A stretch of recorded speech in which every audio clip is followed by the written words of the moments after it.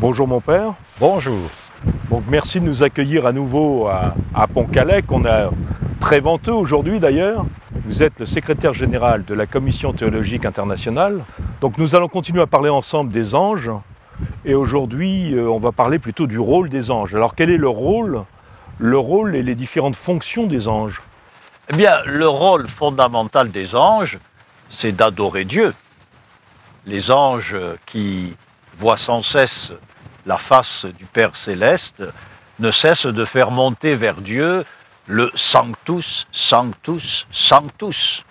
Lors de la liturgie du Saint-Sacrifice de la messe, nous nous unissons à cette louange qui monte sans cesse vers Dieu de la part de toute la création, dont les anges sont en quelque sorte les messagers. Donc ça, c'est la première fonction des anges et c'est la plus importante.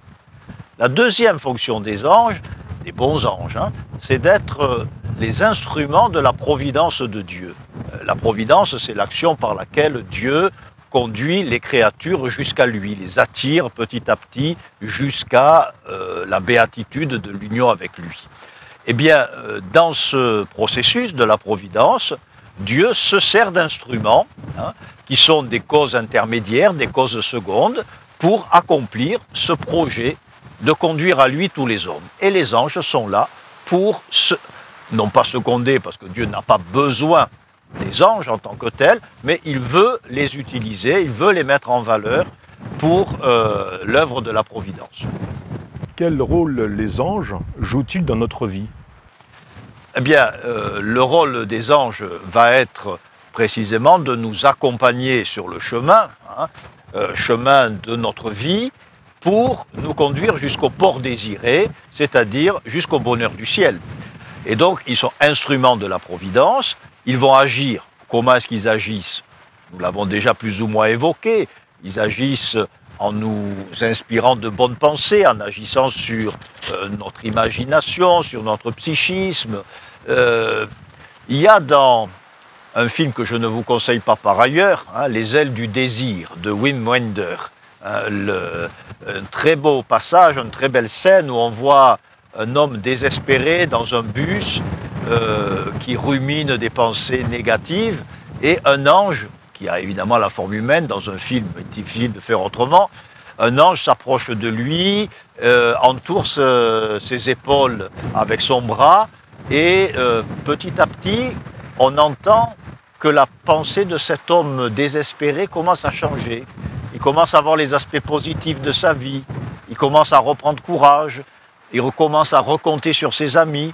Voilà, c'est l'action de l'ange, qui est une action invisible, qu'on ne voit pas, mais qui est capable de nous donner de bonnes pensées, nous éclairer, qui est capable aussi parfois de nous protéger en écartant les obstacles matériels, en écartant les obstacles qui viennent des démons, etc. Donc en fait, vous venez de nous dire que la mission des anges, la finalité de leur action, c'est de nous conduire au ciel. Exactement. C'est donc de nous accompagner durant toute notre vie pour tendre vers ce but. Exactement.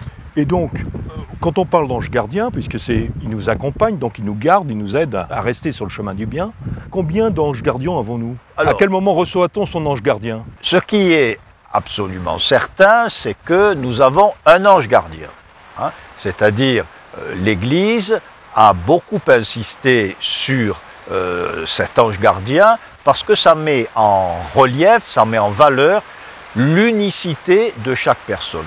Chaque personne est unique aux yeux de Dieu et donc chaque personne est confiée par Dieu à un ange particulier. Alors si je peux me permettre, pour bien préciser, c'est bien chaque personne, qu'elle soit baptisée ou non, qu'elle soit catholique ou non, tout homme, tout être humain a un ange? Alors, c'est une question qui a été débattue. Le point de départ, c'est la parole du Seigneur Jésus. Quand il dit « Gardez-vous de scandaliser aucun de ces petits, car, je vous le dis, leurs anges dans le ciel voient sans cesse la face de Dieu. » C'est d'ailleurs un texte tout à fait bouleversant parce que dans la pensée juive de l'époque de Jésus, les anges qui voient la face de Dieu étaient les anges les plus hauts, les anges supérieurs. Et donc, les plus petits sont confiés aux plus grands. Un très bel exemple du renversement des valeurs par le christianisme.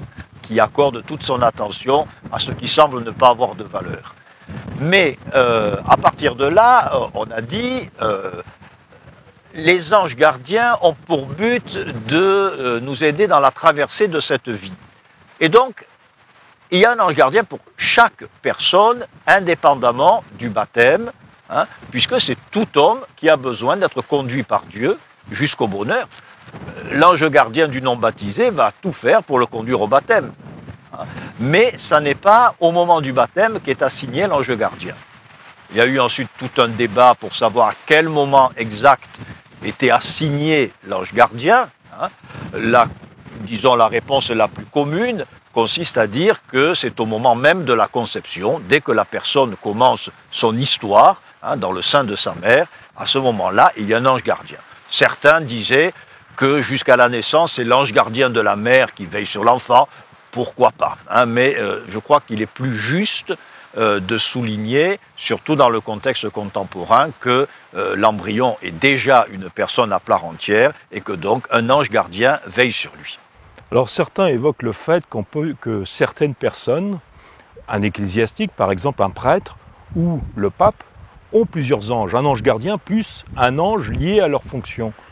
Alors, disons qu'il y a une tradition tout à fait vénérable selon laquelle les anges gardent non seulement les personnes, mais aussi les communautés.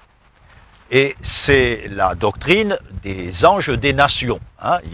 Et ça, on le trouve déjà dans la Bible, où l'ange Michel est l'ange du peuple d'Israël. Il deviendra ensuite l'ange gardien de l'Église. De la France aussi. De la France. Et on a plusieurs exemples.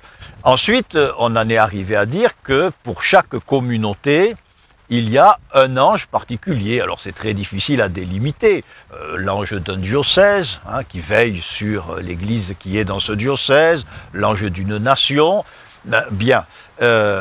Mais comme dans une communauté, celui qui a la responsabilité de la communauté a un rôle tout particulier, l'ange de la communauté apporte une aide toute spéciale à celui qui a la responsabilité de la communauté. Par exemple, l'ange du diocèse veille spécialement sur l'évêque. Et c'est en ce sens qu'on peut dire qu'une personne a plusieurs anges gardiens parce qu'elle est engagée comme responsable dans plusieurs communautés. Alors ce rôle des anges gardiens, on l'a évoqué, on le reçoit dès sa conception. Est-ce que ces anges gardiens nous accompagnent après la mort ?